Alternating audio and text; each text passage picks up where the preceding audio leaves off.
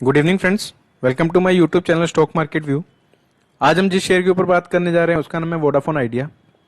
आज की इस वीडियो में मैं आपके साथ डिस्कस करूंगा कि पिछले 2 दिनों में जो इसके प्राइस में उतार चढ़ाव हुआ है उसके पीछे क्या रीजन था।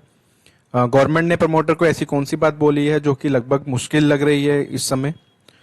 उसके बाद हम बात करेंगे इसके फाइनेंशियल्स जो कैसे चल रहे हैं, और उसके बाद हम लास्ट में बात करेंगे इसके चार्ट के ऊपर कि आगे की तरफ इसमें क्या प्राइस एक्शन दिखाई दे रहा है और कहाँ पे इसका सपोर्ट और रेजिस्टेंस लेवल बनता है।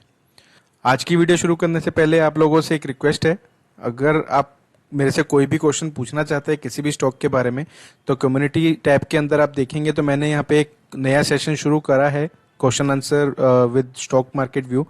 हर संडे को मैं ये करूँगा, तो आपको जो भी क्वेश्चन पूछना हो मेरे को यहाँ पे जाके कमेंट में डाल सकते हैं। मैं कोशिश करूंगा कि आप लोग जो भी क्वेश्चन यहाँ पे पूछेंगे मैं उसका आपको टाइमली आंसर दे पाऊंगा, ताकि आप उसके अकॉर्डिंग उस पर एक्शन ले पाएं कि आपको उसमें आगे क्या करना है क्या नहीं करना है। तो चलिए शुरू करते हैं। सबसे पहले बात करता हूँ पिछले 2 दिनों के जो उतार चढ़ाव था शेयर प्राइस में वो क्यों था। अगर आप देखेंगे यहाँ पे आदित्य बिरला ग्रुप के जो चेयरमैन है मिस्टर कुमार मंगलम, वो यहाँ पे टेलीकॉम मिनिस्टर से मिले थे 2 तारीख को, और उसकी वजह से यहाँ पे आप देखेंगे तो 17% के आसपास का हाइक यहाँ पे शेयर प्राइस को मिला था। उसके पीछे जो रीजन है मेन, वो रीजन ये था कि आपको जैसा कि पता होगा कि सरकार ऑलरेडी एक इनको रिलीफ पैकेज देने के मूड में है टेलीकॉम सेक्टर के लिए। तो उससे पहले यहाँ पे कुमार मंगलम का मिलना एक इम्पोर्टेंट मैसेज देता है कि ये हो सकता है कि इनको थोड़ा सा एक और लिबर्टी मिल जाए, इनका जो ड्यूज है उसमें इनको टाइम पीरियड मिल जाए आगे आने वाले टाइम में, कि उनको 10 साल से बढ़ा के उसको 20 साल कर दिया जाए या फिर कुछ भी और प्रोविजन के लिए अलग से कुछ हो पाए। अगर आप देखेंगे यहाँ पे टोटल जो इस कंपनी के ऊपर डेट है वो है 1.91 लाख करोड़ रुपीज। अगर आप देखेंगे स्पेक्ट्रम पेमेंट जो है वो करीब 1.60 बिलियन रुपीस के अगेंस्ट आसपास है। एजीआर की लायबिलिटी आप देखेंगे तो 621 बिलियन के आसपास की है। अगर आप देखेंगे यहाँ पे फाइनेंशियल इंस्टीट्यूशन की जो बैंक्स हैं या लोन्स हैं इनके ऊपर वो 234 मिलियन का है, और कैश और कैश इक्विवेलेंट्स की जो पेमेंट इनको करनी है वो करीब इनको 9.2 बिलियन के आसपास की करनी है। अगर आप देखेंगे क्वार्टर 21-22 में अगर आप फर्स्ट क्वार्टर ऑफ 21-22 में देखेंगे तो इस कंपनी ने करीब 7,319 करोड़ का लॉस यहाँ पे दिखाया है, जो कि आप देखेंगे तो डिक्लाइन हुआ है करीब 4.7% के आसपास। अब इसके बाद मैं आगे बात करता हूँ कि इसके जो मेन रीजन था भागने के पीछे, वो रीजन ये था कि कुमार मंगलम जो है टेलीकॉम मिनिस्टर से मिले थे बिफोर द फाइनलाइजेशन ऑफ जो भी आपका रिलीफ पैकेज इनको मिलने वाला है उससे रिगार्डिंग। तो अगर मैं आपको आगे दिखाता हूँ, गवर्नमेंट ने जो अब बात बोली है वोडाफोन आइडिया के प्रमोटर से, वो ये है कि वोडाफोन के जो प्रमोटर्स हैं उनको कुछ कैपिटल यहाँ पे इन्फ्यूज करनी पड़ेगी ताकि वो आगे जाके कुछ उस पर डिसीजन ले पाए। आप देखेंगे तो यहाँ पे कुमार मंगलम ने यहाँ पे गवर्नमेंट को बोला था, जिन्होंने अगस्त में अपना जो पद था वो उससे रिजाइन दिया था, और उन्होंने यहाँ पे बोला था कि गवर्नमेंट जो है वो अपना यहाँ पे प्रमोटर शेयर जो है वो टेक ओवर कर सकती है और उसके बाद वो कंपनी को यहाँ पे रन कर सकते हैं आगे आगे की तरफ। लेकिन गवर्नमेंट ने क्लियर बोला है कि जब तक वोडाफोन आइडिया की तरफ से कुछ कैपिटल इन्फ्यूज नहीं होती है तब तक इस पे कोई डिसीजन नहीं आ सकता है। वोडाफोन आइडिया आप देखेंगे तो 7 रुपये 20 पैसे के आसपास ट्रेड कर रहा था सितंबर 2 को। वाईटीएम जो है अगर आप देखेंगे तो यहाँ पे 36% डाउन ऑलरेडी ये शेयर प्राइस चल रहा है। अब अगर मैं बात करता हूँ आगे फाइनेंशियल्स की, तो आप देखेंगे फ्राइडे के दिन जो इसने क्लोजिंग दी थी वो दी थी 7 रुपये 25 पैसे के ऊपर। मार्केट कैप देखेंगे फ्राइडे तक का वो था करीब 20,833 करोड़ का। आरओसी देखेंगे तो -5.24% चल रहा है। 52 वीक हाई देखेंगे तो 13 रुपये 80 पैसे दिखाई देता है। 52 वीक लो देखेंगे तो 4 रुपये 55 पैसे दिखाई देता है। अगर मैं बात करूंगा इसके रिजल्ट्स की, तो क्वार्टरली रिजल्ट में आप देखेंगे ऑपरेटिंग प्रॉफिट जो है वो लगातार आपका इंक्रीज होता हुआ दिखाई दे रहा है, लेकिन इनके ऊपर जो इंटरेस्ट का बर्डन है वो इंटरेस्ट का बर्डन भी साथ के साथ इंक्रीज हो रहा है, जिसकी वजह से ये कंपनी आपको लॉस में दिखाई दे रही है। तो अगर आप देखेंगे ऑपरेटिंग प्रॉफिट जो है वो 3 या 708 करोड़ का है। उसके बाद अगर आप देखेंगे यहाँ पे इंटरेस्ट का जो चार्जेस है वो है 5,228 करोड़, और डेप्रिसिएशन आप देखेंगे तो 6,000 करोड़ का है, जिसकी वजह से यहाँ पे नेट जो लॉस है वो आप देखेंगे तो 7,319 करोड़ का यहाँ पे दिखाई देता है क्वार्टर जून 2021 में।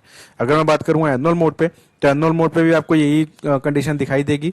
अगर आप देखेंगे तो ऑपरेटिंग प्रॉफिट तो यहाँ पे इंक्रीज होता हुआ दिखाई दे रहा है, 4,000 से 16,000 करोड़ हो चुका, लेकिन उसके साथ साथ आप देखेंगे तो इंटरेस्ट का वॉल्यूम है वो भी बहुत ज्यादा इंक्रीज हुआ है।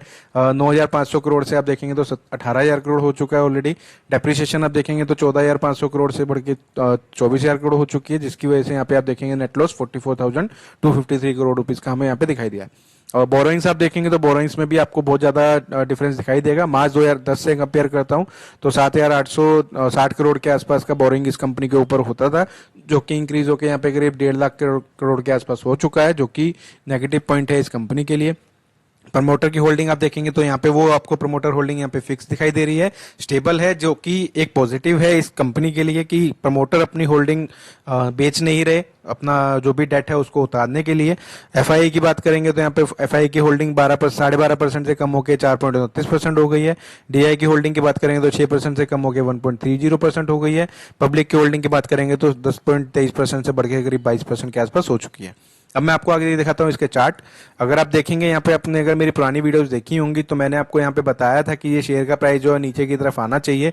ये ट्रेंड लाइन के हिसाब से आप देखेंगे तो यहाँ पे शेयर का प्राइस एग्जैक्टली नीचे की तरफ आया था, उसके बाद ऊपर दोबारा से गया 11 रुपए के आसपास और वहां से दोबारा से टिप मारना शुरू कर दिया था नीचे की तरफ।